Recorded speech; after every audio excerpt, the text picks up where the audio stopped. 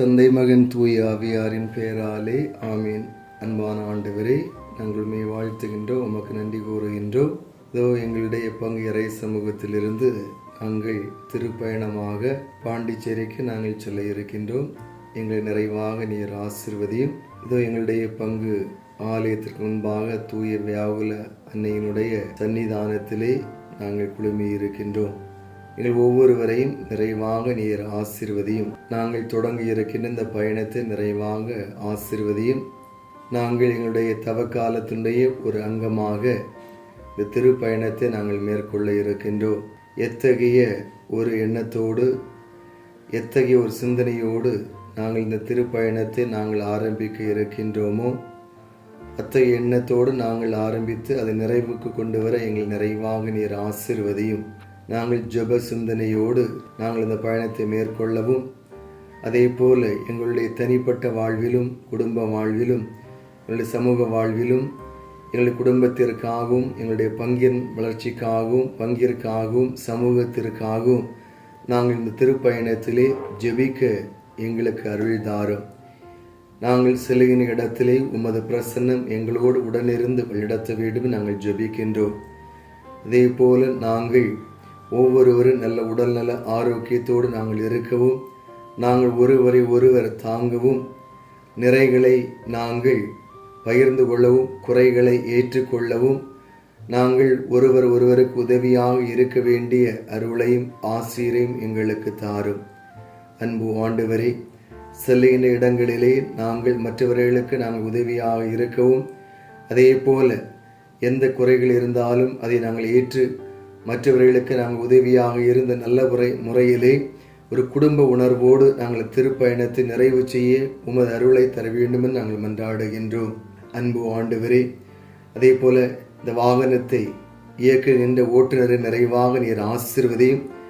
அவர்கள் கவனத்தோடு வாகனத்தை ஓட்டவும், எந்த விதமான பாராக்கும் இல்லாமல் நீர்தாமே அவரோடு உடனிருந்து வழிநடத்தவும், உமது பிரசன்னம் முன்னும் பின்னும் இடப்புற வலப்புறம் இருந்து எங்களை வழிநடத்த வேண்டும் ஜெபிக்கின்றோம். எனவே நாங்கள் பத்திரமாக நாங்கள் எவ்வளவு மகிழ்ச்சியோடு நாங்கள் ஆரம்பிக்கின்றோமோ அதே மகிழ்ச்சி எங்களுக்கு நாங்கள் இந்த மீண்டும் இங்கே வந்து சேருகின்ற வரை நாங்கள் இருக்க வேண்டிய அருளையும் ஆசீரையும் எங்களுக்கு தாரும்.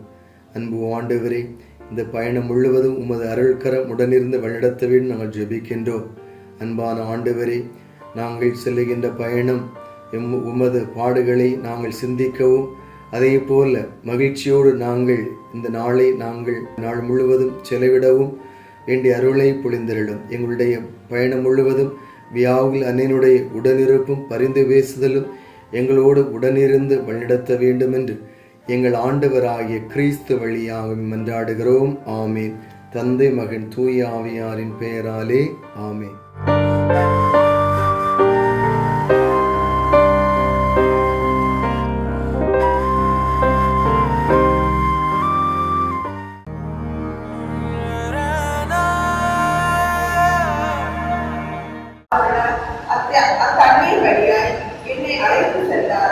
அவர் மேலும் 1000 முழம் அளந்து என்னை முழங்காலளவு ஆழமுள்ள தண்ணீரில் அழைத்து சென்றார்.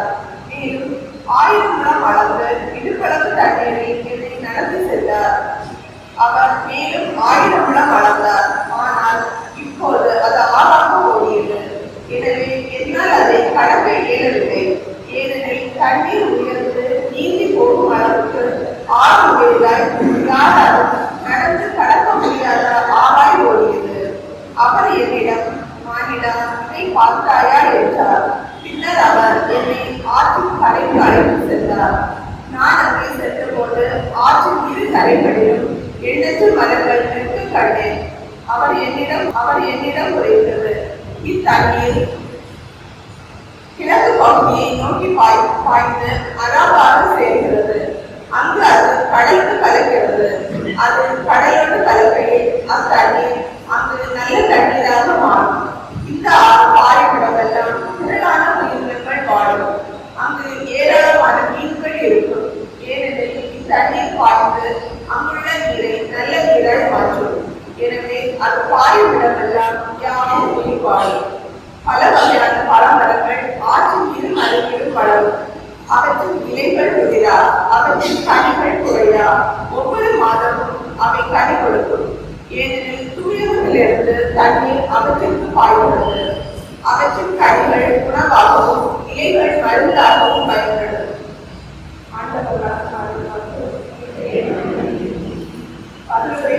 திருப்பாடல்கள் பல்லவி. ஆண்டவர் நம்மோடு இருக்கின்றார், நமக்கு அரணாக இருக்கின்றார். கடவுள் நமக்கு அடைக்கலமும் ஆச்சரியமாய் உள்ளார்.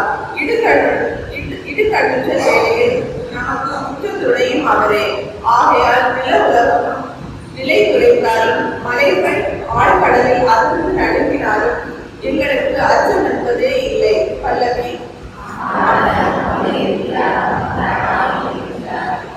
ஆறு ஒன்று உண்டு, அதன் கால்வாய்கள் உன்னதரான கடவுளின் திரு உறைவிடமான நகருக்கு பேரின்பம் அளிக்கின்றன. அந்நகரின் நடுவில் கடவுள் இருக்கின்றார், அது ஒருபோது நிலை குறையாது. வைகரை தோறும் கடவுள் துணை அதற்கு உண்டு. பல்லவி. படைகளின் ஆண்டவர் நம்மோடு இருக்கின்றார், யாக்கோபின் கடவுளே நமக்கு அரண். பாடியில் ஆண்டவரின் செயல்களை காணேன், அவர் உலகின் ஆட்சியுள்ள திரை கூட்டும் நிகழ்ச்சிகளை பாடேன். பல்லவி.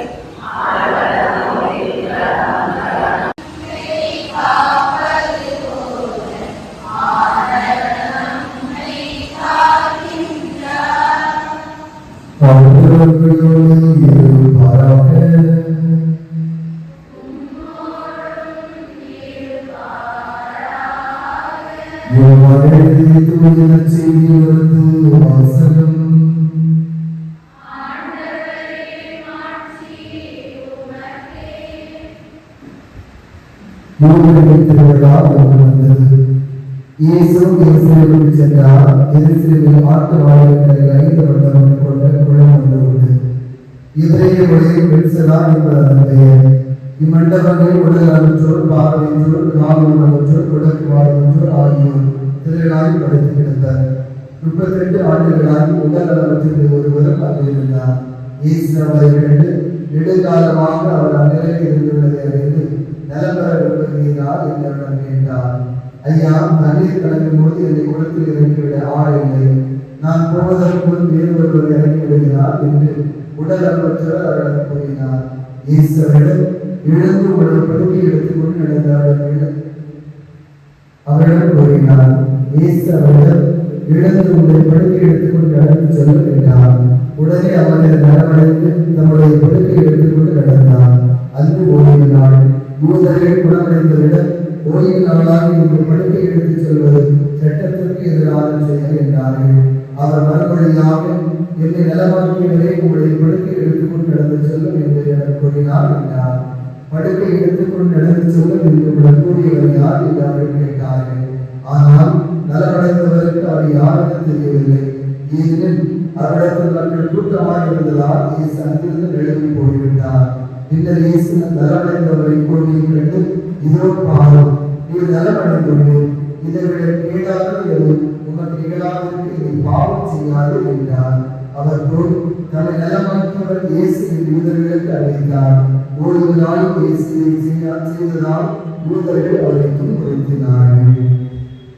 Amen. Amen.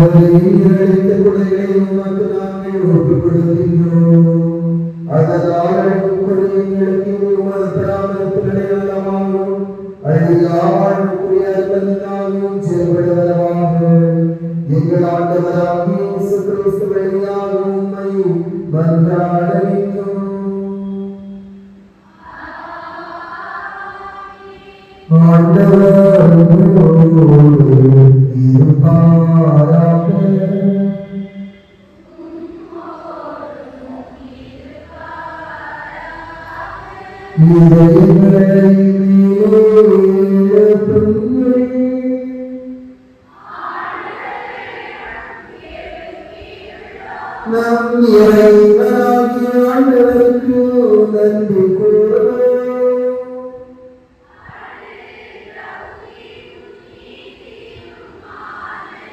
ஆண்டவரே, தூயவரான தந்தையே, இன்று வாழ்வெல்லாம் இறைவா, இந்நாளும் இவ்விடத்தில் நாங்கள் உமக்கு நன்றி செலுத்துவது மெய்யாகவே தகுதியுமாகும்.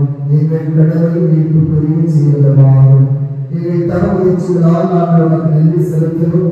எங்கள் ஆணவத்தை கடத்தும் ஏழை குணமளிக்கும் இவ்வாறு உமது கனிவரக்கத்தை பின்பற்ற திருவிழாவாக ஆகவே எண்ணற்ற வாழ்க்கையோடு சேர்ந்து நாங்கள் உங்களை போற்றி புகழ்ந்து ஒரே குரலில் சொல்வதாவது: தூயவர், தூயவர், தூயவர்.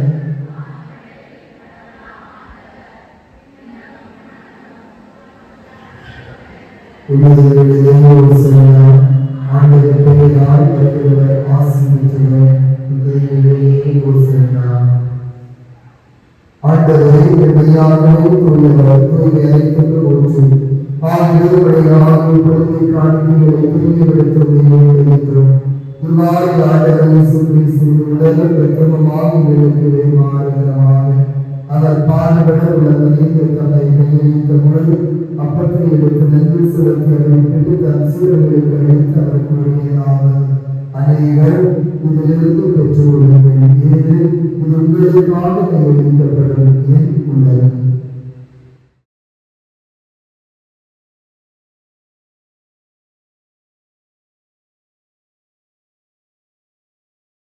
அவரது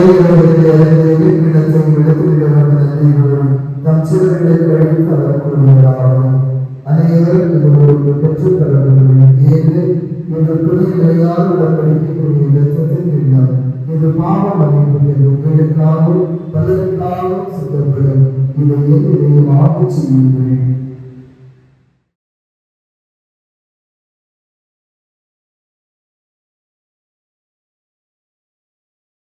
நம்பிக்கையின் மழை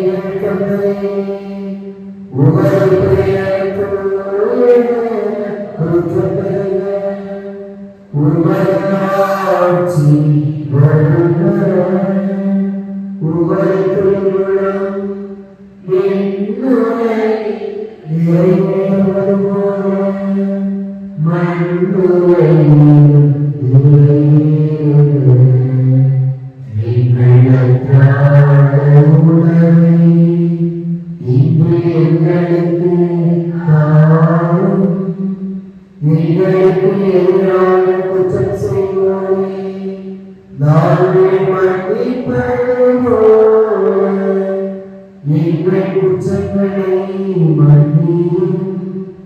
எங்களை சோதனைக்கு உட்படுத்தாதேயும்.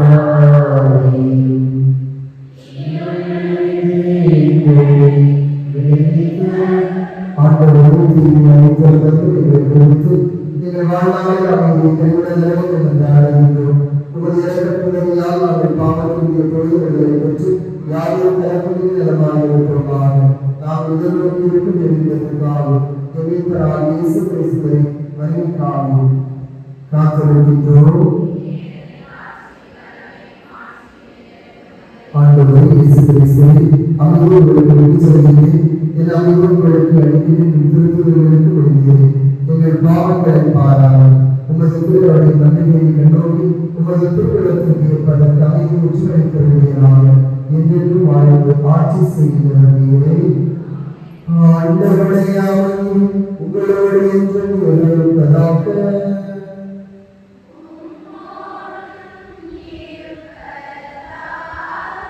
ஒரு சமாதானம்.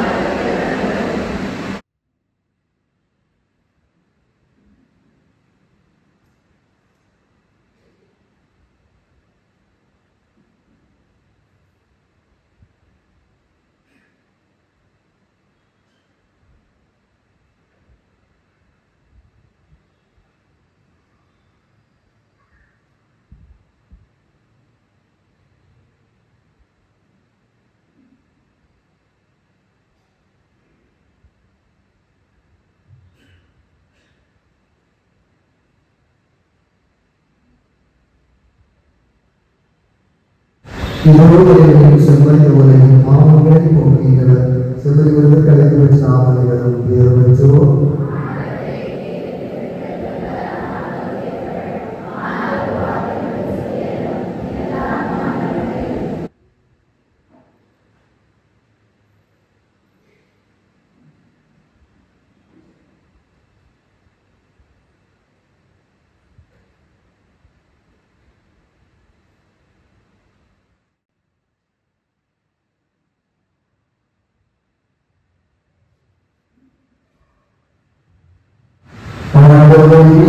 மரங்களை கருவுடன் தூய்மைப்படுத்தி வேண்டுகின்றோம்.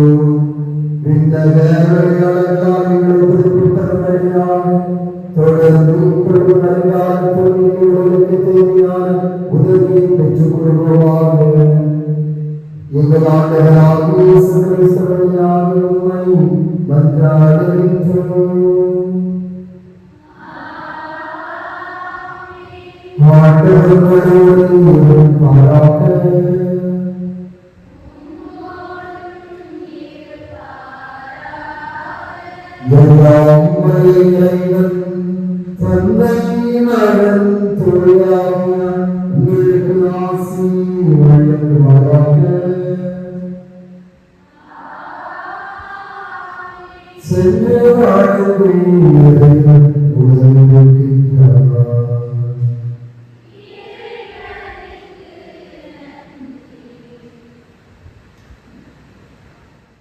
கல்வாரிக்கு போகலாம் வாரி.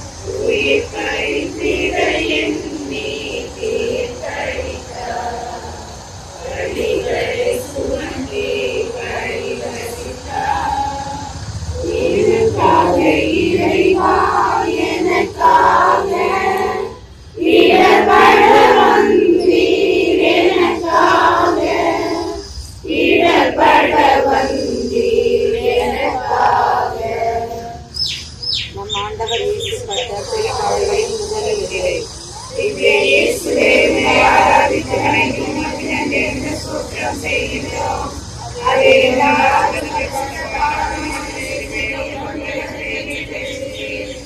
விசாரணைக்கு முன் அரங்கேறிய தீர்ப்பு. விசாரணை இன்றி எழுதப்பட்டதால் நீதியின் குரல்களை நெருக்கப்பட்டு விட்டது. நீதியை உரக்கச் சொல்லியதால் நிர்கதியாகி நிற்கின்றார். அமைதியை அவனியில் கொண்டு வந்ததால் அவமானப்பட்டு நிற்கின்றார். உண்மையை விலையிற்றே உணர்த்தியவர் ஊமையாகி நிற்கின்றார். உண்மை உயிர் பெற்றதும் என்பதற்காக. அடுத்தவரின் உரிமைகள் பறிக்கப்பட்ட போது தீயாய் பற்றி எறிந்தவர் தனக்கெதிராய் அந்த தீர்ப்பு எழுதப்பட்ட போது அமைதி காக்கின்றார். தீவென்றும் நினையாத கோமகனை குற்றவாளி கூண்டில் நிறுத்தி தீர்ப்பிடும் போதும் உண்மை ஒரு நாள் வெல்லும் என்ற நம்பிக்கையில் தலைநிமிர்ந்து நிற்கின்றார். அதிகாரிகளும் ஆட்சியாளர்களும் நீதிக்கு பூட்டு போடுவதில் போட்டியிடுகின்றனர். அதிகார சுகத்திற்காக அன்றொரு நாள் நீதி சாகடிக்கப்பட்டது. இன்றும் அதே போன்று ஆயிரம் முறை உன் கண்ணெதிரே நீதி செத்துக் கொண்டிருக்கின்றது. ஜெபம். நீதியின் இறைவா, எங்களது சுய தேவைகளுக்காக அதிகார சுகத்திற்காக நீதியின் குரல்களை நெறித்து சாகடித்திருக்கின்றோம். எம் மனக்குறைகளை உணர்ந்து திருந்தவும் பிறரை அநியாய தீர்ப்புக்கு உள்ளாக்காமல் நீதியின்படி வாழவும் வரந்தாரும். ஆமென்.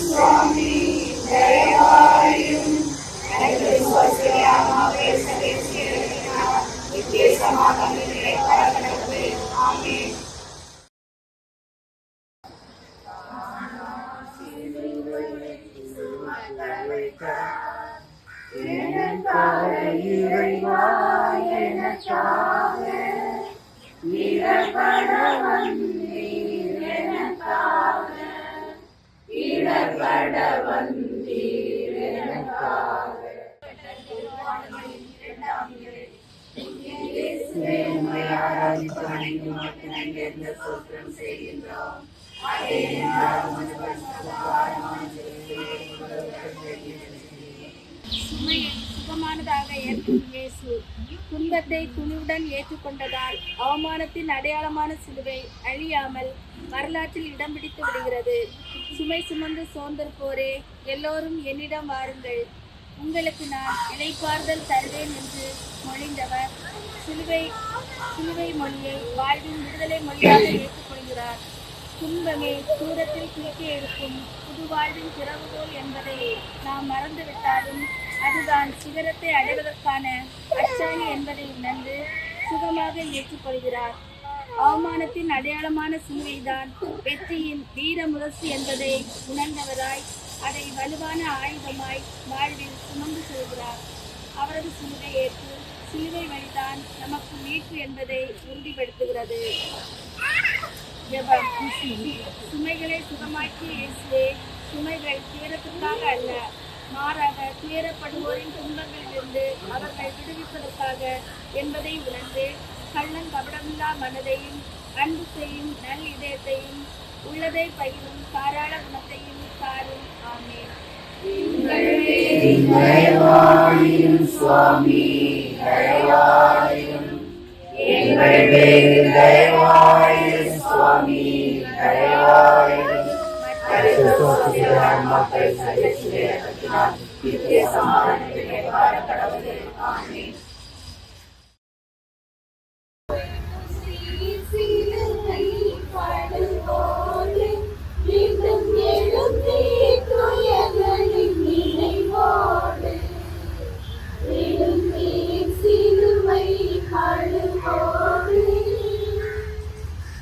எனக்காக இறைவா, எனக்காக இடக்கட வந்தீர், எனக்காக இடக்கட வந்தீர், எனக்காக.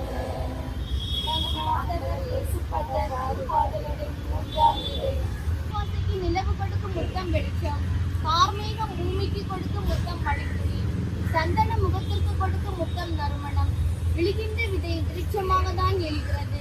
துளையிட்ட படுமூங்கில் இன்னிசையில் தான் எழுப்புகிறது.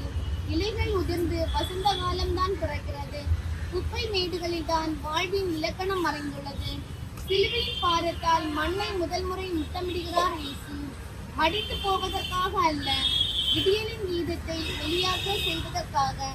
சுமைகளை சுமக்கும் போது தடைகள் 1000 வந்தாலும் லட்சிய விழுதுகளை பற்றி கொண்டு விண்ணோக்கி உயர வேண்டும் என்பதற்காக இயேசுவின் வாழ்வில் தெளிவான இலக்கு இருந்ததால் தடுமாறி விழுந்தாலும் எழுந்து முன்னோக்கி செல்கிறார். வாழ்வில் விழுந்து கிடக்கின்றோமே, வீழ்ச்சியிலிருந்து எழுந்து நடக்க ஏதாவது முயற்சிகள் மேற்கொண்டோமா? சிந்திப்போம். ஜெபம். விழுந்தாலும் எழுந்து நடந்த இயேசுவே, நாங்கள் சடங்கு சம்பிரதாயங்களிலும் மூட பழக்க வழக்கங்களிலும் மூழ்கி புதிய முயற்சிகளுக்கும் சமூக அமைப்பு மாற்றத்திற்கும் இடம் விடாமல் பழையில் இருந்து விழுந்து கிடக்காமல் எழுந்து நடக்க வரம் தாரும். ஆமென்.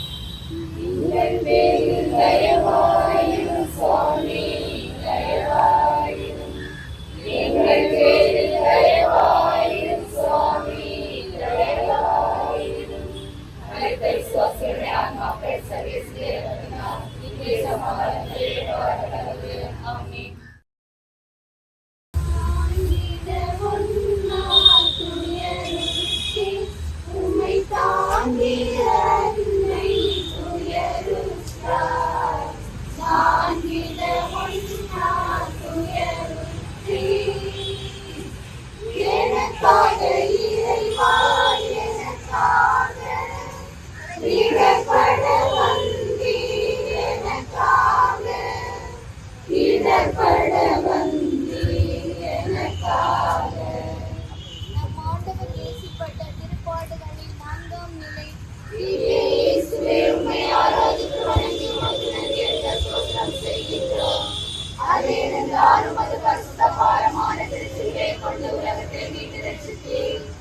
அன்பு தாயும் பாசப்படுவாங்க.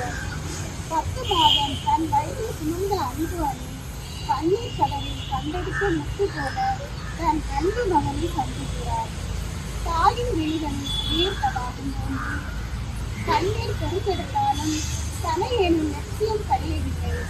மகனே, சென்று வா, போரில் வென்று வா என்று தன் தாய் நாட்டிற்காக போருக்கு அனுப்பி வைத்த வீர மகனை போன்று சிலுவை பாடுகளின் பயணம் வெற்றி பெற விடை கொடுத்து அனுப்புகிறார். தன் உதிரமும் உடலும் இவ்வுலகின் மீட்புக்கு உணவாகிறது என்பதை எண்ணி பெருகிதம் அடைந்து வாழ்கிறார். கொடிய சரளமாக இருந்தாலும் தனது உடல் இருக்கும் தோழமையில் எப்பொழுதும் உண்டு என்று சொல்லி ஊக்கப்படுத்தி உறுதிப்படுத்தி அனுப்புகிறார். அன்னையின் வளர்ப்பு தான் ஒரு குழந்தையை ஒளியாகவோ அல்லது இருளாகவோ மாற்றுகிறது. பிள்ளைகள் தன் பெற்றோரை பிரதிபலித்து உண்மை சிலர்கள். அன்னையின் வாழ்வின் பயணத்தில் உயர்ந்த சிலர்கள். ஜெபம். கோடி செல்வம் குவித்து கோபுரங்கள் கட்டவில்லை என்றாலும் லட்சிய பிடிப்புள்ள தாயாக, தந்தையாக, உடன்பிறப்பாக மாறும் உயிருள்ள இதயத்தை கண்டு சமூகத்தின் அதிர்வுகளை காணும் கடல் போல வாழ்வின் எல்லா தடைகளையும் சவால்களையும் எதிர்கொண்டு செல்லும் மரங்காரும். ஆமென். எங்கள் பேரில் தயவாயிரும் சுவாமி, தயவாயிரும். எங்கள் பேரில் தயவாயிரும் சுவாமி, தயவாயிரும். நம்மளுக்கு சுவஸ்திரம் மக்கள் சதேசத்தினால் நித்திய சமாதானத்தை வரப்படுவது. முடியானிதையாலை சீமோன் வருந்தின தன்னை உம்மோடு மறுத்திட முடியானிதையாலை எனக்காக இறைவா, எனக்காக இடர்பட வந்தீர், எனக்காக இடர்பட வந்தீர், எனக்காக. நம் ஆண்டவர் இயேசுப்பட்ட திருப்பாடுகளின் 5ஆம் நிலை. திவ்ய இயேசுவே, உம்மை ஆராதித்து வணங்கி உமக்கு நன்றியறிந்து ஸ்தோத்திரம் செய்கின்றோம். அது ஏனென்றால் நமது பரிசுத்த பாரமான கிறிஸ்துவை கொண்டு உலகத்தை மீட்டு ரட்சித்தீர். கரம் நீட்டி உயர்ந்தோங்கிய சீமோன், அமாவாசை வந்தாலும் வானில் தோன்றும் குறைவிலா வெளிச்சம் போல் நல்மனம் கொண்ட ஒளிக்கீற்றுகள் இருக்கிறார்கள் என்பது நம்பிக்கையாளர்களுக்கு நாற்றங்காலாய் அமைகிறது. நமது வாழ்வின் சுமைகளை நம் மீட்புக்காக நாமே சுமக்க வேண்டும் என்றாலும் அடுத்தவருக்கு உதவுவதன் மூலம் கடவுளின் மீட்பு திட்டத்தில் அவர்களும் பங்காளியாக மாறுகிறார்கள்.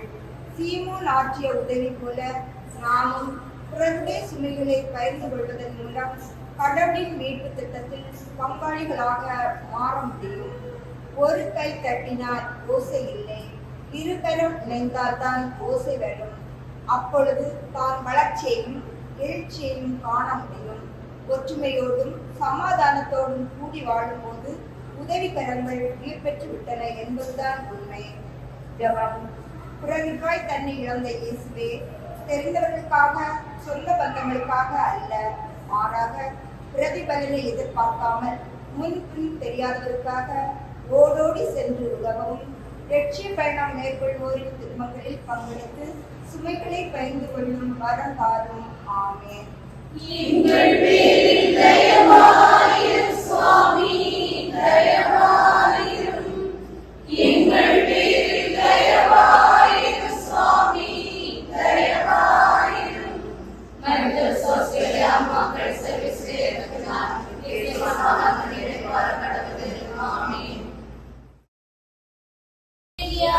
பதிந்தது உன்பதனம் அன்பின் வினையாய் மாதின் சிறு துணியில் நிலையாய் பதிந்தது உன்பதனம் எனக்காக இறைவா, எனக்காக இடர்பட வந்தீர், எனக்காக இடர்பட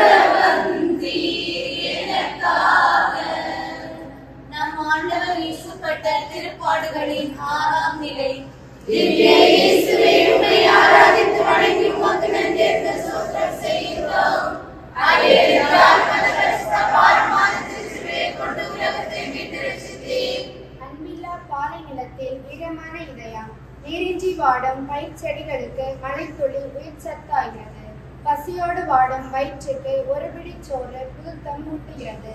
நீதி மறுக்கப்பட்ட மனிதருக்கு நீதிக்கான நிலைப்பாடு எழுச்சியூட்டுகிறது. கைவிடப்பட்ட மனிதருக்கு தாங்கிக் கொள்ளும் கை கடவுளின் கரமாகிறது. இவையெல்லாம் மனிதநேய செயல்பாடுகள். நலம் பெற்றவர்கள் நாலா பக்கம் சிதறுண்டு போனதால் இயேசுவின் முகம் வாடினாலும் வெரோனிக்காவின் வீரம் கொண்ட இரக்கச் செயலால் புதுப்பொலிவு பெறுகிறது. தடைகளை தாண்டி துணிவுடன் உதவ முன்வந்த வெரோனிக்காவுக்கு வெகுமதியாக திருமுகம் துடைத்த துணியில் அவரது முகம் பதிகிறது. அடக்குமுறைகளையும் ஒடுக்குமுறைகளையும் தவிர்த்துவிட அந்த யூத சமூகத்தில் வெரோனிக்காவின் வீரச் செயல் வீழ்ந்து கிடக்கும் மனித நேயத்தை தலைநிவர செய்தது. மங்கி போன மானுட நேய விழுமியங்களை உயிர் பெற்றோல செய்தது. ஜெபம். ஈரமான இதயம் கொண்ட இயேசுவே, கண்ணீர் கவலையோடு வாடுவோரை கண்டு கசிந்துருகும் ஈரமான இதயத்தையும் அடக்குமுறைகளால் வாழ்விழந்த மக்களுக்கு வாழ்வின் நம்பிக்கை கீற்றாகவும் முழு மனிதநேயம் கொண்ட பண்பாளராக வாழும் பக்குவமும் எங்களுக்கு தாரும். ஆமென். எங்கள் பேரில் தயவாயிரும் சுவாமி, தயவாயிரும். எங்கள் பேரில் தயவாயிரும் சுவாமி, தயவாயிரும்.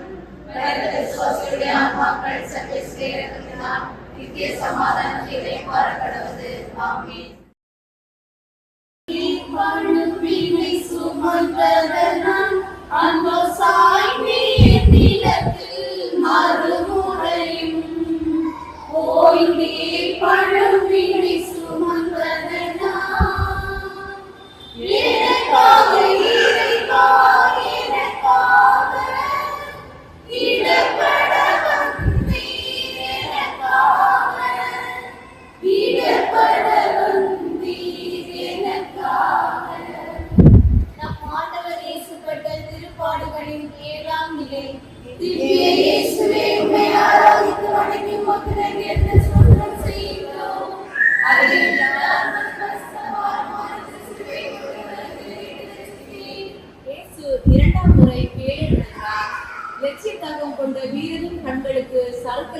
சவால்களும் வெற்றியின் படிக்கட்டுகளாகவே தெரியும்.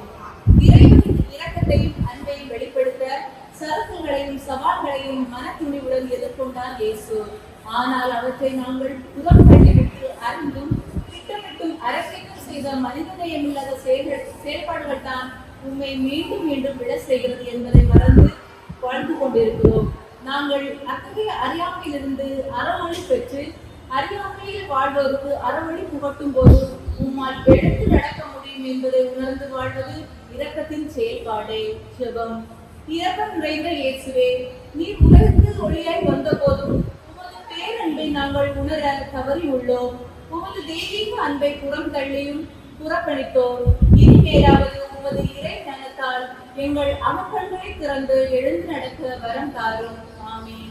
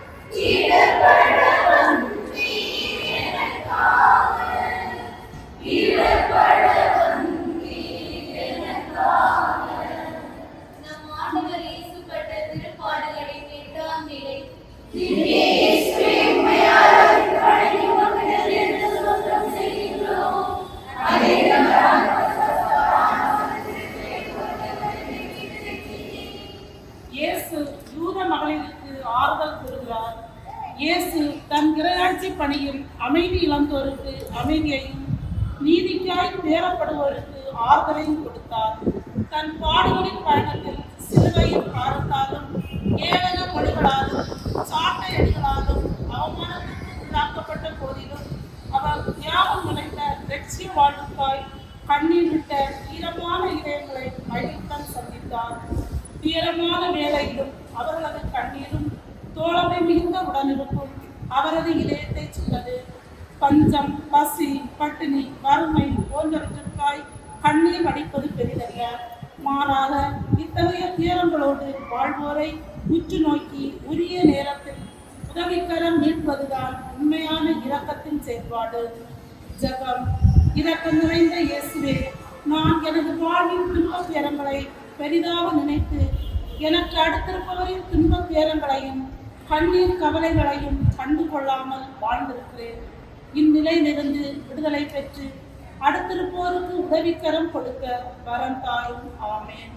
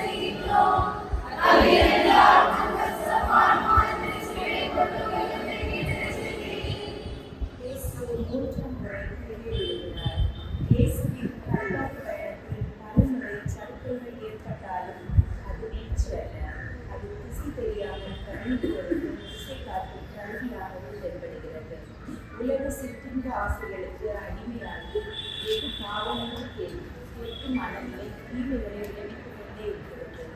வாழ்க்கை வாழ்வதற்கே அதை எப்படி வாழலாம் என்பதை உலக போக்காக உள்ளது. நாம் என் விருப்பப்படி வாழ்வேன் என்று யாரும் கேள்வி கேட்க முடியாது என்று மெத்தன போக்கில் எத்தனை போக்கு பெருகி வருகிறது. யார் எப்படி போனாலும் எனக்கு அதிலே பங்கில்லை என்ற பொறுப்புக்கு பேச்சு பரவி வருகிறது. பாவத்தில் விழுந்து கிடப்போரை திருத்துவதும் இரக்கத்தின் செயல்பாடு. இவ்வுண்மையை நீ உணரப்போவது எப்போது? ஜெபம். இரக்கம் நிறைந்த இயேசுவே, பாவிகளுக்கும் பாதி மாறி செல்வோருக்கும் இறை இரக்கம் முதலில் தரப்படுகிறது என்பதை உணர்ந்து பிறர் மீது ஈர்ப்பிடாமல் பாவத்தை வெறுத்து பாவிகளை இறை இரக்கத்தில் அரவணைத்து நல்வழிப்படுத்தி மனநிலையில் காணும். எங்கள் பேரில் தயவாயிரும் சுவாமி, தயவாயிரும். எங்கள் பேரில் தயவாயிரும் சுவாமி, தயவாயிரும்.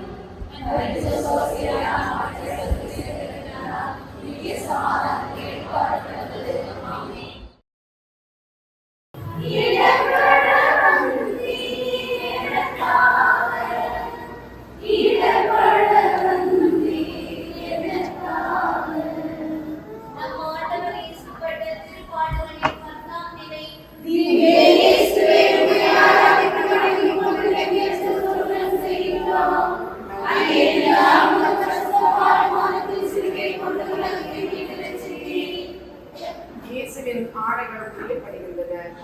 சிலுவையின் பாரத்தாலும் ஏளன மொழிகளாலும் மேற்பட்ட அவமானங்கள் போதால் என்று மானத்தை மறைக்கும் கிறிஸ்ததான அரை ஆடையில் அகற்றப்படுகின்றன.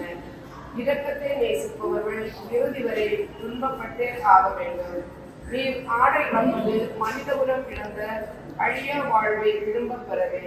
போதை பழக்கம், தொலைக்காட்சி, அலைபேசி, இணையதளம், விளம்பரங்கள், புரணி பேசுதல், பிறரின் நற்பெயரை கெடுத்தல் போன்றவற்றிற்கு அடிமையாகும் போது இயேசுவின் ஆடைகள் புரியப்படுகின்றன. வாழ்வில் மாண்பிழந்து, மதிப்பிழந்து, உருவிழந்து, உருவிழைந்து வாடும் ஆதரவற்றோரை அரவணைத்து மாண்புற செய்வதும் இரக்கத்தின் செயல்பாடு. ஜெபம். அவமானப்படுத்தப்பட்ட இயேசுவே, சமூகத்தில் கலாச்சார சீரழிவுகளாலும் பொருளாதார நெருக்கடிகளாலும் மனித மாண்பிழந்து மதிப்பிழந்து வாழ்வில் அல்லப்படும் மக்களை கண்ணுற்று அவர்கள் இழந்து போன மனித மாண்பினை தூக்கி நிறுத்தும் நல்வரம் தாரும். ஆமென். சுவாமி, தயவாயிரும். எங்கள் பேரில் தயவாயிரும் சுவாமி, தயவாயிரும்.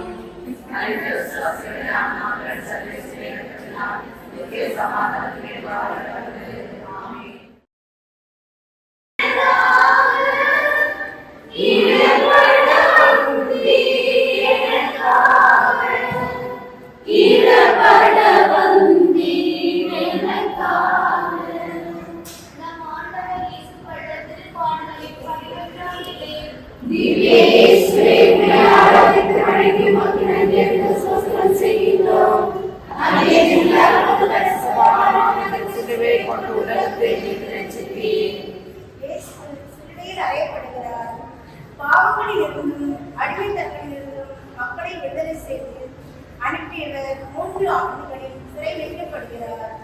வெந்த புல்களில் வேர் பாய்ச்சிருந்த பொழுது குச்சியிலும் குறைவிலுமாய் உள்ளம் நொந்து வருந்தியவரை படுவேற்றிவிட்டனர். தாகமாய் இருக்கிறது என்ற அவரது வார்த்தைகள் இறை சித்தத்தை அறியவும் உண்மையில் நிலைநாட்டி உலகை மீட்கவும் தீமையை கழிந்து நன்மைத்தன்மைகளை நிறைவேற செய்யவும் அவர் தாகமாய் இருந்தார் என்பதை உணர்த்துகிறது. இத்தகைய விடுதலை பணிகளுக்காய் நிலைப்பாடு எடுத்து செயல்படுவதற்கு நான் ஒத்துழைப்பு கொடுக்கும் போதும் அவர்களது லட்சிய தாகத்தை தணிக்க முழுமூச்சுடன் உழைக்கும் போதும் சிலுவையில் அறையப்பட்ட இயேசு விடுதலை பெறுகிறார் என்பதை ஒவ்வொருவரும் உணர்ந்து செயல்படுவது இரக்கத்தின் செயல்பாடு. ஜெபம்.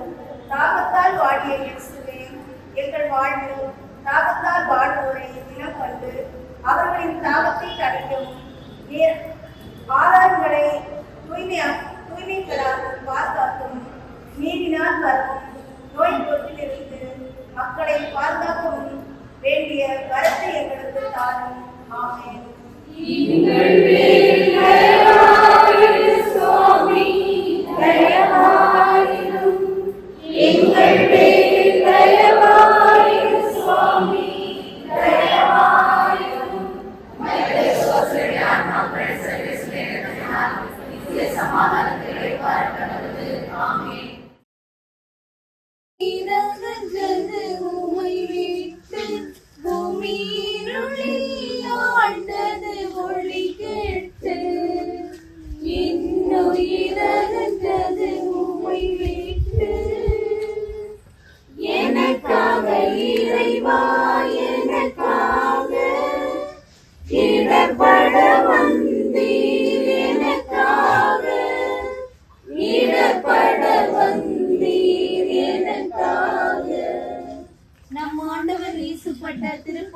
பாவங்களின் 12ஆம் நிலை.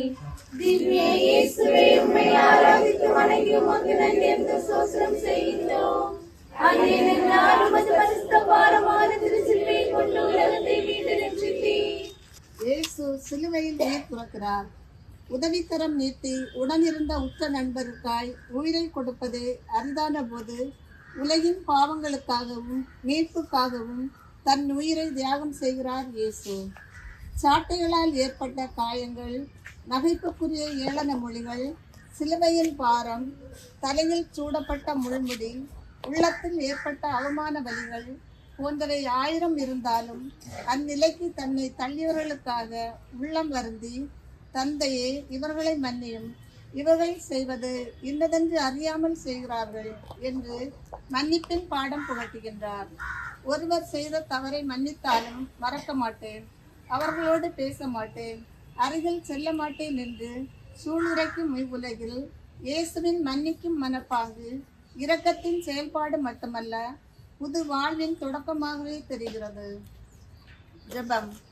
மன்னித்து அரவணைக்கும் இயேசுவே, பிறர் எனக்கு எதிராக செயல்படும் போது அவர்களுக்கு எதிராக செயல்பட்டு அவர்களை மன்னியாமல் பகை உணர்வோடு வாழ்ந்திருக்கிறேன்.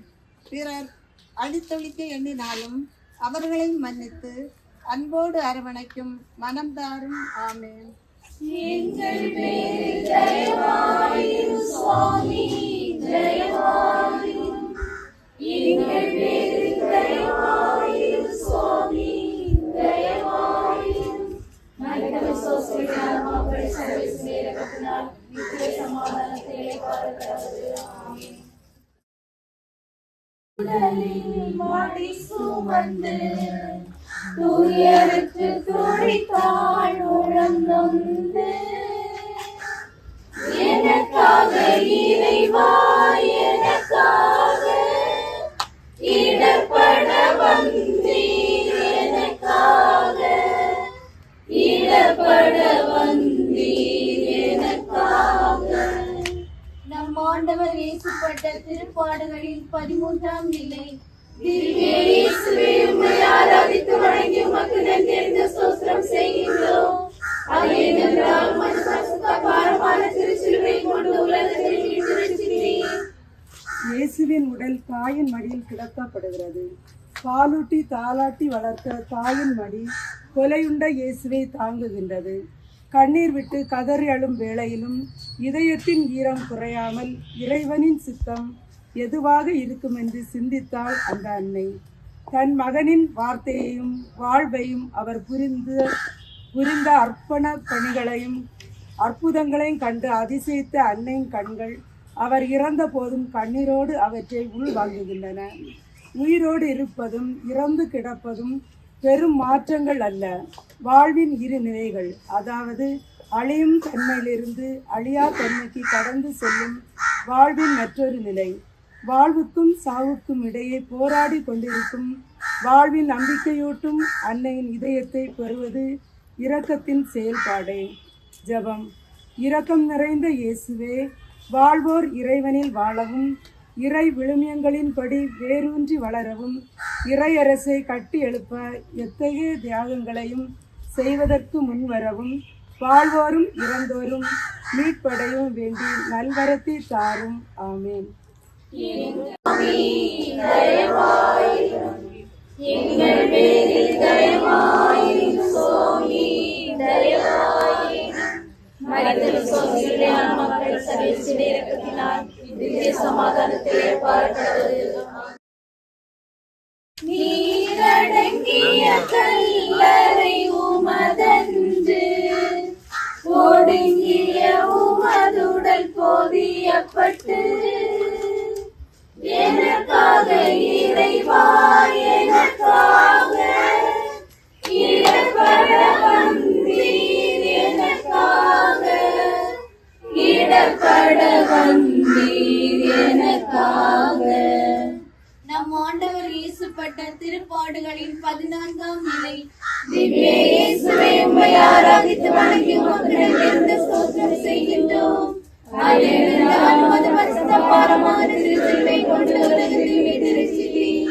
இயேசுவின் உடல் அடக்கம் செய்யப்படுகிறது. மனித பார்வையில் இறப்பு என்பது எல்லாம் முடிந்து விட்டது போன்றதொரு உணர்வை தருகிறது. ஆனால் பொதியப்படும் உடல் உயிர்த்தெழும் போது நமது இரக்கத்தின் முழு வல்லமை இவ்வுலகிற்கு வெளிப்படும் என்பது உண்மை. இறப்பு என்பது முடிவும் அல்ல, வீழ்ச்சியும் அல்ல, மாறாக அழியும் தன்மையிலிருந்து அழியாத தன்மைக்கு கடந்து செல்லும் உன்னத அனுபவமே.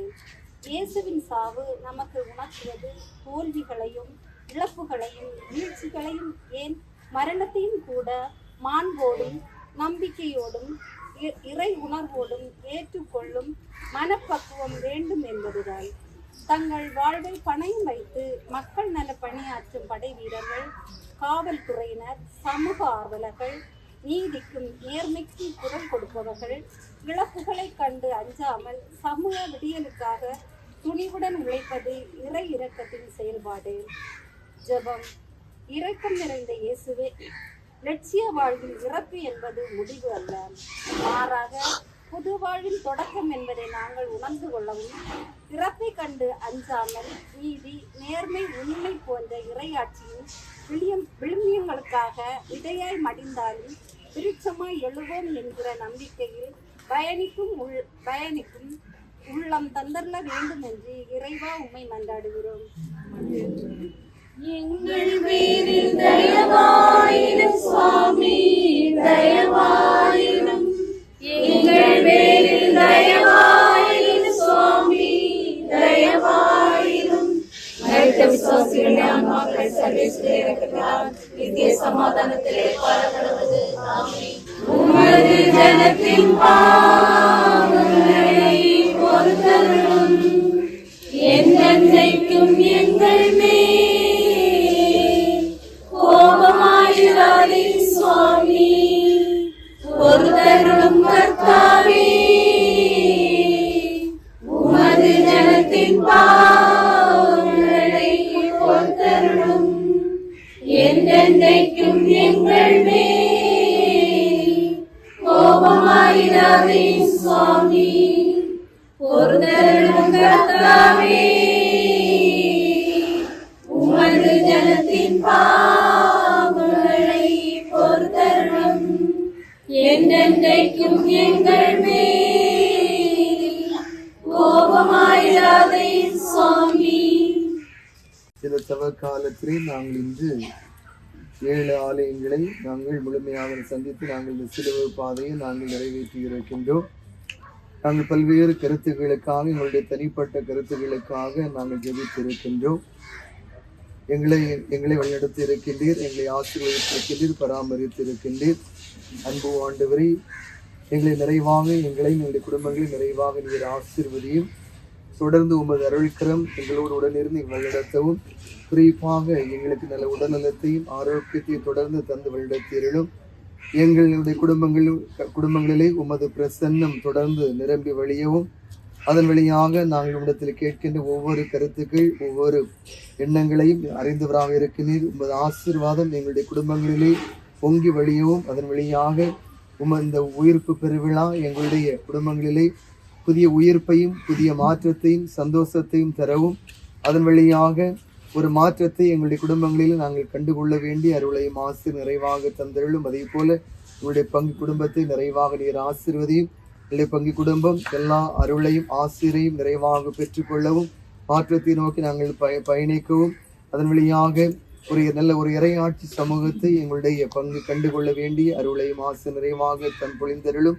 அன்பு ஆண்டவரே, உமது வழிகாட்டுதல் தொடர்ந்து எங்களுக்கும் எங்களுடைய பங்கு இறை சமூகத்தில் எல்லா மக்களுக்கும் கிடைக்க வேண்டும் என்றும், அதே போல் எங்களுடைய இந்திய நாடு தொடர்ந்து ஒரு அமைதியினுடைய உறைவிடமாக விளங்கவும் உமது அருள் காவல் எங்களுக்கும் தொடர்ந்து தந்து நடத்த வேண்டும் என்றும், அதே போல் இந்த பயணம் முழுவதும் இன்னும் நாங்கள் இல்லம் சென்று சேர்கின்ற வரை உமது அருள் காவல் எங்களோடு உடனிருந்து நடத்த வேண்டும் என்று எங்கள் ஆண்டவராகிய கிறிஸ்து வழியாக மன்றாடுகிறோம். ஆமென். எல்லாம் வல்ல இறைவன் தந்தை, மகன், தூய ஆவியார் உங்கள் ஒவ்வொருவரை நிறைவாக ஆசீர்வதிப்பாராக. ஆமென். அன்னை இருக்க தோல்வி ஏது? வில்லியனூரில் உள்ள 135 ஆண்டுகள் பழமையான லூர்து அன்னை ஆலயத்தை பற்றி நாம் இப்பொழுது பார்க்க இருக்கின்றோம். கிபி 1858 ஆண்டு பிரான்ஸ் நாட்டிலே லூர்து நகரிலே பெர்னதத் என்ற சிறுமிக்கு அன்னையானவள் காட்சி கொடுக்கின்றாள்.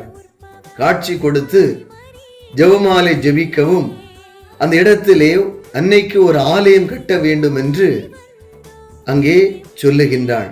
இதனுடைய அடிப்படையிலே 1867 ஆண்டிலே பாண்டிச்சேரியிலே MEP மிஷனரிகள் பாண்டிச்சேரியிலிருந்து விழுப்புரம் செல்லும் சாலையிலே 11 கிலோமீட்டர் தொலைவில் உள்ள வில்லியனூரில் ஒரு ஆலயத்தை கட்ட விரும்பினார்கள்.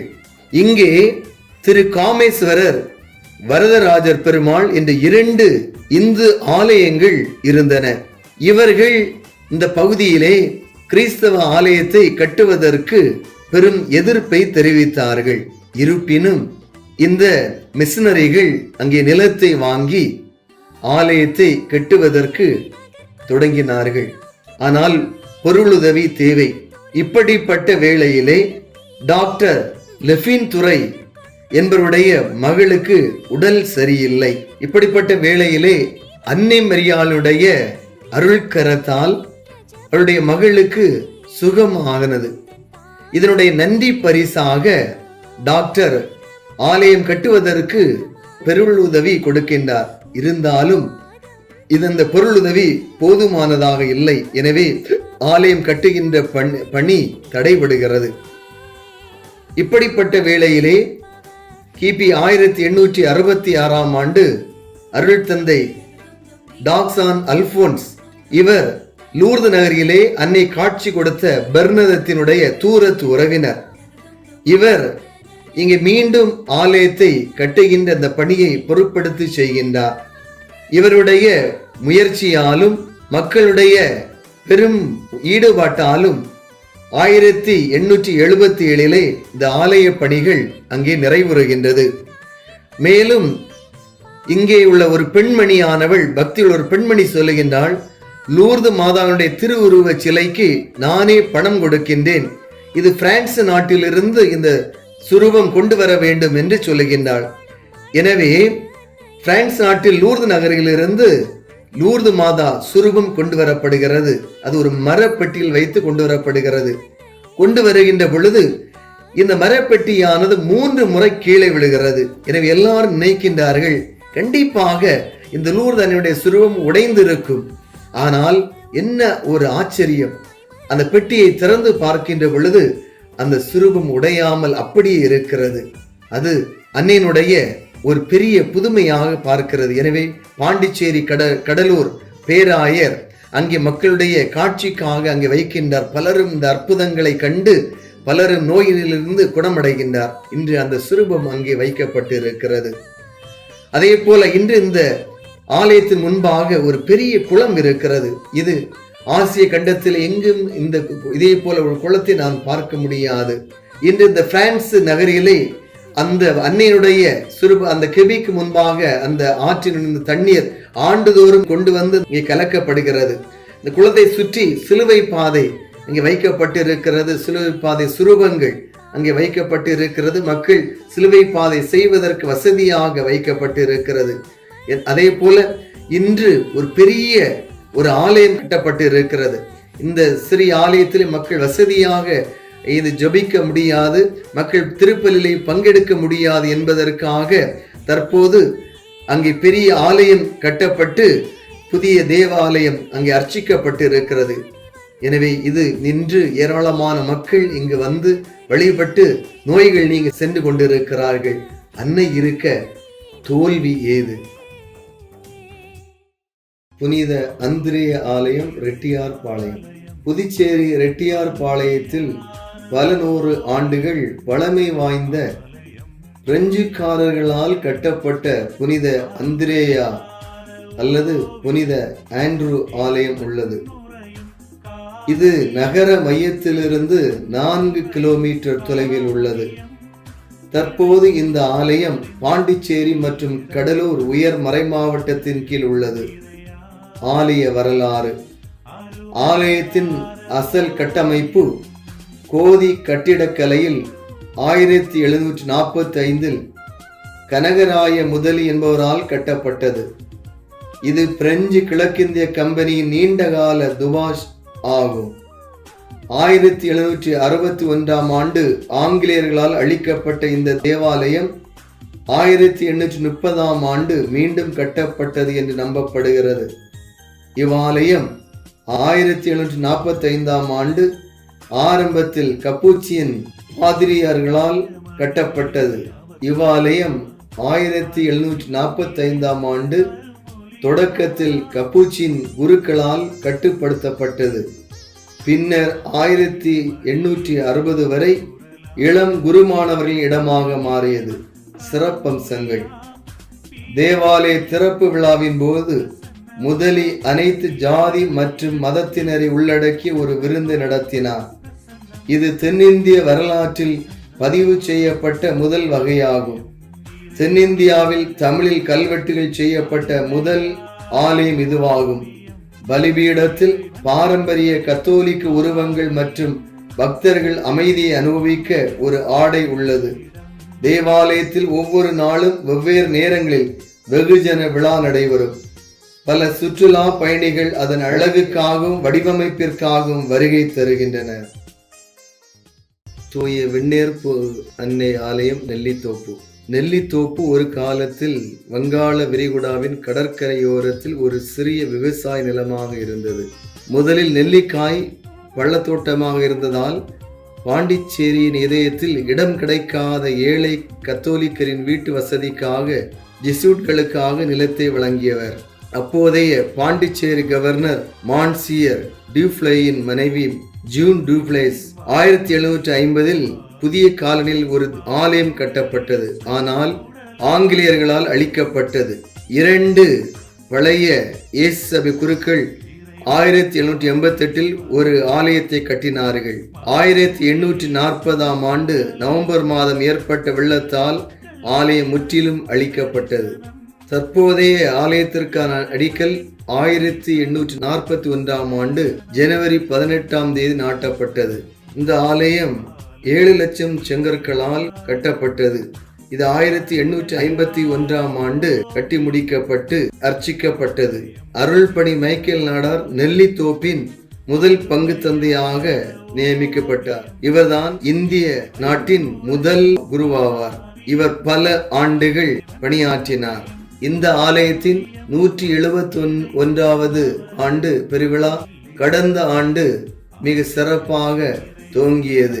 விழாவை தொடர்ந்து நாள்தோறும் காலை மாலை சிறப்பு திருப்பலிகளும் மாலை நேரங்களில் தேர்ப்பவனி நடைபெற்று வந்தது.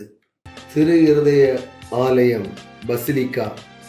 இவ்வாலயம் இயேசுவின் புனித இதயத்திற்காக அர்ப்பணிக்கப்பட்ட கோதிக் பாணியிலான பசிலிக்கா. 100 ஆண்டுகள் பழமையான வரலாற்றை கொண்டுள்ளது. பாண்டிச்சேரியின் புனித இதய தேவாலயம் யூனியன் பிரதேசத்தின் தெற்கு பவுல்வர்டில் அமைந்துள்ளது. இது கிறிஸ்தவ புனித யாத்திரை ஆலயங்களில் ஒன்றாகும். 1895 ஆண்டு இந்த ஆலயத்தை கட்ட முடிவெடுக்கப்பட்டது. 1902 ஆண்டு பணிகள் துவங்கப்பட்டு 1907 ஆண்டு முடிக்கப்பட்டது. இந்த ஆலயத்தின் 100ஆண்டு விழா 2008 ஆண்டு நடந்ததும் பசிலிக்காவாக உயர்த்தும் முயற்சிகள் மேற்கொள்ளப்பட்டது. அதன்படி 2011 ஆண்டு செப்டம்பர் மாதம் பசிலிக்காவாக உயர்த்தப்பட்டது. சிறப்பம்சங்கள்: புதுவை, கடலூர் மறைமாவட்டத்தில் இதுதான் முதல் பசிலிக்கா என்பது குறிப்பிடத்தக்கது. தமிழக அளவில் இதையும் சேர்த்து 11 பசிலிக்கா தேவாலயங்கள் உள்ளன. ஜென்மராக்கினி கத்தீட்ரல் ஆலயம், சம்மா கோவில் என்று அழைக்கப்படும் இம்மாகுலேட் கன்செப்ஷன் கத்தீட்ரல் பாண்டிச்சேரி மிஷன் தெருவில் அமைந்துள்ளது. 300 ஆண்டுகள் பழமையான இந்த நினைவு சின்னம் பாண்டிச்சேரி மற்றும் கடலூர் ரோமன் கத்தோலிக்க உயர் மறைமாவட்டத்தின் தாய் தேவாலயமாகும். இது ஆரம்பத்தில் 1698 பிரான்சிஸ் மன்னன் 14ஆம் லூயிஸால் நிதியளிக்கப்பட்டு கட்டப்பட்டது. 1699 டச்சுக்காரர்களால் இடிக்கப்பட்டது. இருப்பினும் 2வது கட்டுமானம் விரைவாக முடிக்கப்பட்டது. ஆனால் அது நீடிக்கவில்லை. இந்த ஆலயம் 3வது முறையாக மீண்டும் கட்டப்பட்டது. 7 ஆண்டு போரின் போது மீண்டும் ஆங்கிலேயர்களால் அழிக்கப்பட்டது. சிறப்பம்சங்கள்: தற்போதைய கத்தீட்ரலில் புனித ஜோசப், நல்ல ஆரோக்கியம், புனித இதயம், லிசியக்ஸின் புனித தெரஸ், அசிசியின் புனித பிரான்சிஸ் ஆகியோருக்கான பலிபீடம் மற்றும் பிரதான வாயிலுக்கரையில் ஒரு புரோட்டோ உள்ளது. பேராலயத்தின் ஆயர்களின் கல்லறைகளை தவிர தேவாலயத்தில் அடக்கம் செய்யப்பட்ட அனைத்து மிஷனரிகளின் கல்லறைகளும் உள்ளன. பாண்டிச்சேரியில் சுற்றுலா பயணிகள் குவியும் பழமையான இடங்களில் இதுவும் ஒன்று. பிரான்ஸ் தலைநகர் பாரிஸில் இராணுவ மருத்துவமனை தேவாலயமான வால்தி கிராஸ் வடிவத்திலேயே அமைக்கப்பட்டு இன்றும் அழகாக காட்சியளிக்கிறது. தூதர்களின் ராக்கினி ஆலயம் தமிழ், ஆங்கிலம், பிரெஞ்சு ஆகிய 3 மொழிகளில் ஞாயிற்றுக்கிழமை திருப்பலி கொண்டாடப்படும் பாண்டிச்சேரி நகரத்தில் உள்ள ஒரே ஆலயம் தூதர்களின் ராக்கினி ஆலயம் ஆகும். 3ஆம் நெப்போலியன் 1885ஆம் ஆண்டில் கிரேக்க ரோமானிய கட்டிடக்கலையால் ஈர்க்கப்பட்ட அசல் கட்டமைப்பை கட்டினார். அற்புதமான தேவாலயத்தின் வளாகத்தில் 2 தூண்கள் உள்ளன. அவை 2 மணி நேரத்திற்கு ஒரு முறை புனித மரியாவை பாடும் கடிகாரங்களை கொண்டிருந்தன. புனித பிரான்சிஸ் சேவியர் ஆலயம் உப்பளம் புதுவை மறை மாவட்டத்தில் உப்பளத்தில் அமைந்துள்ள புனித பிரான்சிஸ் சேவியர் ஆலயம் 900 குடும்பங்களை உள்ளடக்கிய ஒரு பெரிய பங்கு தளம். 22 அன்பியங்கள் மிக சிறப்பாக செயல்பட்டு வருகின்றன. கிபி 1554ஆம் ஆண்டு நாகப்பட்டினத்திலிருந்து மயிலாப்பூர் செல்லும் வழியில் கடல் கொந்தளிப்பால் புனித சவேரியார் தரையிறங்கி கிறிஸ்தவ மறையை போதித்த இடம் உப்பளம் பகுதியாகும். தற்போது காணப்படும் புதிய ஆலயமானது அருள் தந்தை சாமிநாதன் அவர்களின் பணிக்காலத்தில் கட்டப்பட்டு மேதக ஆயர் மைக்கேல் அகஸ்ட் முன்னிலையில் கர்தினால் சைமன் லூர்து சாமி அவர்களால் 2000ஆம் ஆண்டு அர்ச்சிக்கப்பட்டது. 1622ஆம் ஆண்டு மார்ச் மாதம் 12ஆம் தேதி திருத்தந்தை 15ஆம் கிரகோரி அவர்களால் புனித பிரான்சிஸ் சவேரியார் புனிதராக உயர்த்தப்பட்டதை நினைவுகூறும் வகையில் ஒவ்வொரு ஆண்டு மார்ச் மாதம் 4ஆம் தேதி ஆரம்பித்து 12ஆம் தேதி வரை பெருவிழா சிறப்பாக கொண்டாடப்படுவது தனிச்சிறப்பாகும். மாநிலத்தின் பல பகுதிகளில் பக்தர்கள் இங்கு புனித பயணம் மேற்கொண்டு வருகிறார்கள். புனித ஆரோக்கிய அன்னை ஆலயம் ஆரியன்குப்பம் புதுவை மறை மாவட்டத்தில் ஆரியன்குப்பத்தில் அமைந்துள்ளது புனித ஆரோக்கிய அன்னை ஆலயம். பல நூற்றாண்டுகளை கடந்து விழாக்கோலம் கண்ட தேவாலயம். 1690ஆம் ஆண்டு பிரெஞ்சு அரசின் அனுமதியுடன் கத்தோலிக்க சிரியர்களால் கட்டப்பட்ட இந்த ஆலயம்தான் புதுச்சேரியில் கட்டப்பட்ட முதல் ஆலயம் என கூறப்படுகிறது. ஆலயத்திற்கு அப்போது உற்பவியின் அன்னை ஆலயம் என்று பெயரிடப்பட்டது. 1689ஆம் ஆண்டு கத்தோலிக்க சிரியர்களால் இயேசு சபையினருக்கு இந்த ஆலயம் நிர்வாக மாற்றம் செய்யப்பட்டது. அதைத் தொடர்ந்து 4 ஆண்டுகளுக்கு பிறகு தரங்கம்பாடியை தலைமையாக கொண்டு இயங்கிய டச்சுக்காரர்களால் பிரெஞ்சு அரசுக்கு எதிராக நடைபெற்ற போரில் இந்த ஆலயம் தாக்குதலுக்கு உள்ளானது. இப்படி பல தடவை தாக்குதல் நடத்தப்பட்டிருக்கிறது. பின்னாட்களில் நடந்த புனரமைப்பு பணிகளின் போது ஒட்டுமொத்தமாக இடிந்து விழ கோபுரம் மட்டுமே எஞ்சியது. இக்கோபுரம் மட்டும்தான் வரலாற்றின் சாட்சியாக இன்றளவும் இத்திருத்தலத்தில் கம்பீரமாக வீற்றிருக்கிறது. சிறப்பம்சங்கள்: பழமையான கோபுரத்தை இடிக்காமல் அதை மையமாக கொண்டு கட்டப்பட்ட ஆலயத்தில் வழிபாடுகள் நடைபெறுவது இதன் சிறப்பம்சமாகும். சிறிய வேளாங்கண்ணி திருத்தலம் என்று அழைக்கப்படும் இக்கோயிலை சுற்றி சிலுவை பாதையின் 14 நிலைகளும் அழகான சிமெண்ட் குடில்களும் தத்ரூபமாக அமைக்கப்பட்டுள்ளது. புரமனேட் பீச் பாண்டிச்சேரியில் மகாத்மா காந்தி சிலை மற்றும் புரமனேட் உலாவும் கடற்கரை உள்ளது. ஆசியாவிலேயே மிக பெரிய மகாத்மா காந்தி சிலைகளில் இதுவும் ஒன்று. வங்காள விரிகுடாவில் புரமனேட் கடற்கரையின் பின்னணியில் பாண்டிச்சேரியின் பிரதேசத்தில் உள்ள முக்கிய அடையாளமாக மகாத்மா காந்தி சிலை உள்ளது. சென்னை கலை மற்றும் கைவினை பள்ளியை சேர்ந்த பிரபல சிற்பி ராய் சவுத்ரி என்பவரால் இந்த சிலை கட்டப்பட்டது. 13 அடி உயரம் கொண்ட இந்த சிலை மகாத்மா காந்தியின் 3வது பெரிய சிலை என்று அழைக்கப்படுகிறது. இது ஜனவரி 26, 1965 அன்று திறக்கப்பட்டது. இந்த சிலை பாண்டிச்சேரியில் இருந்து 70 கிலோமீட்டர் தொலைவில் உள்ள செஞ்சி கோட்டையில் இருந்து கொண்டு வரப்பட்டு 8 அழகான கிரானைட் தூண்களால் சூழப்பட்டுள்ளது. சிலையின் கீழ் விழுப்புரம் மாவட்டத்தில் உள்ள செஞ்சி வரை செல்லும் சுரங்கப்பாதை உள்ளது. காந்தி சிலைக்கு எதிரே உள்ள மைதானத்தில் ஆண்டு முழுவதும் ஏராளமான கலாச்சார நடவடிக்கைகள், நிகழ்வுகள் மற்றும் இசை நிகழ்ச்சிகள் நடைபெறும். இங்கு மாலை வேளையில் ஏராளமான மக்கள் கூடி வந்து தங்களுடைய பொழுதுபோக்கை கழித்துவிட்டு மகிழ்ச்சியாக செல்லுகின்ற வழக்கம் இங்கு உண்டு. பாரடைஸ் பீச் என்று அழைக்கப்படும் கடற்கரை பகுதி அதன் இணையற்ற வசீகரம், அழகு மற்றும் இயற்கை காட்சிகளுக்கு பிரபலமானது. ஓய்வெடுக்கவும் புத்துணர்ச்சி பெற விரும்புபவர்களுக்கு அமைதியான அதே சமயம் மகிழ்ச்சிகரமாக அனுபவத்தையும் வழங்குகிறது. அனைத்து வயதினருக்கும் விருப்பமான இடமான பாரடைஸ் பீச் புதுச்சேரியில் அமைந்துள்ள கடற்கரைகளில் ஒன்றாகும். இது சுற்றுலா பயணிகளை வெகுவாக ஈர்க்கும் இடமாக உள்ளது. கண்ணம்பார் நகரத்திலிருந்து சிறிது தூரத்தில் உள்ள இந்த கடற்கரையானது அதன் அடர்ந்த சதுப்பு நில மரங்கள், பளபளக்கும் நீர் மற்றும் மென்மையான மணல் ஆகியவற்றை கண்டு ரசிக்க வைக்கிறது. இங்கே கடற்கரையில் விளையாடி குளிக்கலாம், உணவகங்களில் உண்டு திருப்தி அடையலாம், மறக்க முடியாத நம்முடைய நேரங்களை செலவிடலாம், போட்டிங் சென்று புதிய அனுபவத்தை பெறலாம். 10 வயது வரை உள்ள சிறுவர் சிறுமியர் நீங்களாக பெரியவர்களுக்கு நுழைவு கட்டணம் வசூலிக்கப்படும்.